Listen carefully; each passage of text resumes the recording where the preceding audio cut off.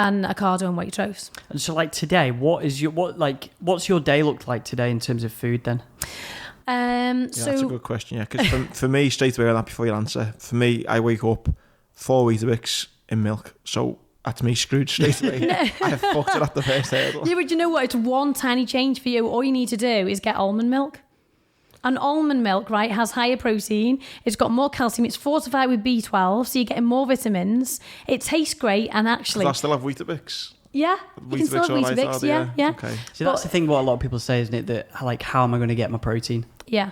Oh, it's the number one question. Yeah. It really is. But I swear to God, Andy, if you go and you try, I'm gonna bring it to you. That's what I'm gonna do, right? My one small change for the day. Your unsweetened almond milk, right? If my mum and dad listen to this, will go mad. But when they come round to my house, they say, "You're not going to give me any of that funny milk you have. I don't want that funny milk." And I go, No. I'll go to the spa and I'll get you normal milk.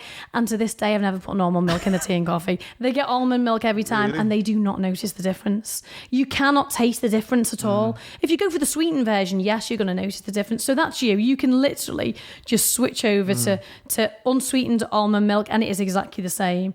So going back to what I've had for my breakfast, for my whole day so far, I had muesli this morning, just some Rude Health, it's called muesli, which is like spelt, barley, oat flakes, just like a muesli. But I add in there flaxseed, chia seed, and something called lucuma powder, which is from a Peruvian plant, and it's full of vitamins and minerals. And what's it called? Lucuma powder. Lucuma powder. And it's great. It's like a nectar from a plant, and it's Peruvian, and it's full of magnesium and iron and potassium, and it tastes like orange powder. And I tend to mix that into smoothies and muesli and everything like that, and it's great because it means you don't have to put any sugar on there, so it's a relatively healthy, low sugar but tasty. And how long does this take? That's it. To make, because again, 2 seconds, because all I do is I've got a bowl, I empty the Rude Health muesli into the bowl, I've got a pack of seeds from Linwood's that I put a spoonful of. I'm only putting a spoonful of each of these powders in, so it's literally muesli into the bowl, spoonful of that, put the milk in. It takes me 2 seconds, because the one thing I'm a quick, easy vegan. I will not spend hours and hours preparing. That's the thing that puts people off, isn't it? They think, I've got to prepare and I've got to read every packet and make sure it's got this and that. It just seems to take a long time. Again, I'm trying to be what most people I know would think, and you've just smashed out the water saying that, it does. And all that is knowledge. It's just knowledge of, honestly, right, the best thing anyone can do, if they're curious about plant-based diets or vegan diets, just go and have a walk around Holland and Barrett, because you'd be amazed by all the colourful products that you can actually get in there, and the things that you can have that are so healthy that you don't necessarily see in supermarkets. And they're easy. Everyone's got a Holland and Barrett in a town or village. So that would be my breakfast. And then mid-morning snack. Yeah, always a mid-morning Oreos? Snack. I'll leave them till later on in the day.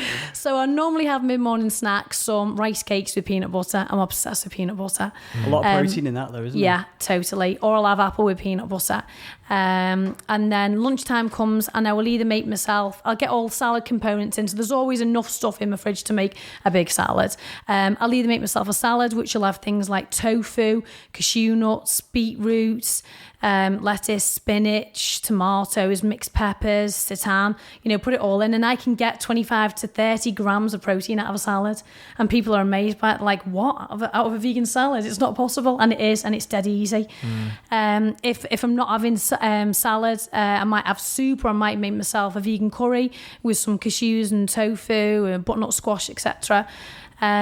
Mid-afternoon I have a snack, and normally if I'm out on business or if I'm out training or if I'm out and about, I'll either take a shortcut and have a vegan protein bar or a vegan protein shake.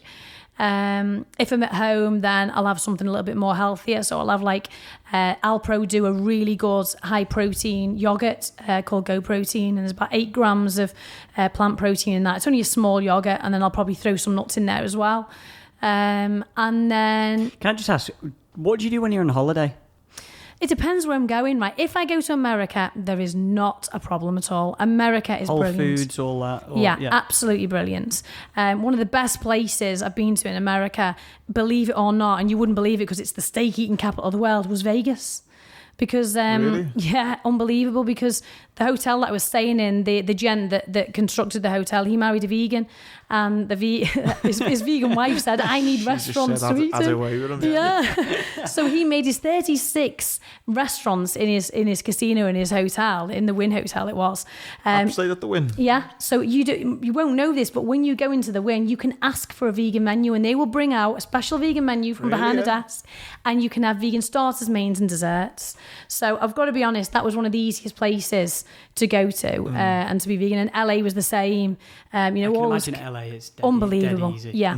Where I struggle is a country, to give you an example. We do a lot of business in Finland, so when I go over to Finland, it is a tough ask. So I tend to prep and take food with me. Because obviously Finland have got a completely different culture. They eat reindeer and all sorts, which is difficult for me personally. But also they're a meat eating kind of nation, so it is very tough. So I tend to take things over with me. I'll do research. There is a brilliant app called Happy Cow, and again, anyone that's interested in this. Happy Cow is a brilliant app where no matter where you are in the world, you type in where you are and it will give you your nearest vegan and vegetarian restaurants. And it also tells you, it's really useful, it'll tell you whether it's 100% vegan, whether they also serve meat in there, or whether it's just vegetarian, etc. And that is my go-to app that I use when I'm travelling. It's a good question you asked that, because I went to my friend Robbie, who's a vegan.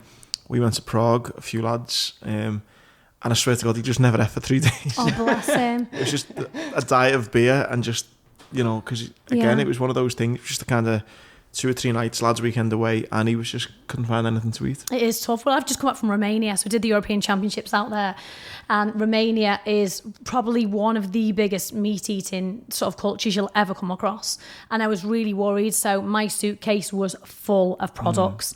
However, our flight was delayed and our second flight was diverted, so I didn't have my suitcase for 3 days, so I was really worried, thinking, oh my God, all my stuff's in there, I'm going to be so weak, I'm not going to have anything to eat, etc. But it was an eye-opener, because even in Romania, as I said, I just got the Happy Cow app, and I used it, and I found loads of different places. Just simple things like, where could I get a coffee somewhere that does soy milk? Well, there was somewhere 800 meters down the road from a hotel that I knew I could go to get a coffee.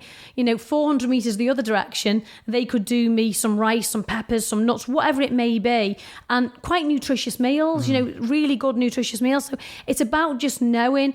I think that when you don't utilize apps and you don't utilize technology, you are going to be in the dark. But honestly, with the amount of information that's out there now, if I'm not struggling in Romania and I'm not struggling in Finland, when I know where I'm at. If you're eating in Romania, none of us have got an excuse really. Exactly.